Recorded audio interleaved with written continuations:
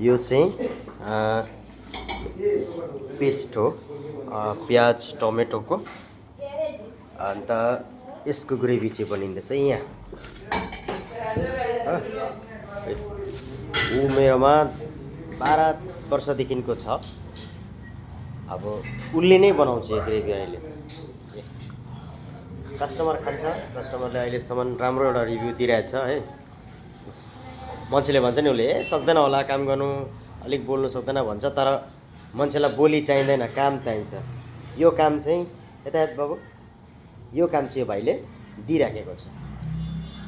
त्यही भएर मान्छेलाई अनुहार हेरेर जज गर्नु हुँदैन हो, उसको काम हेरेर, उसको ट्यालेन्ट हेरेर जज गर्नुपर्छ। अन्त हामी जस्तो मान्छेले उहाँहरूलाई मौका पनि दिनुपर्छ।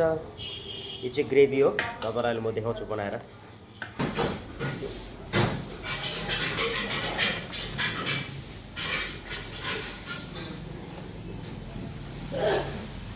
यो बनिँदैछ 20 किलोको।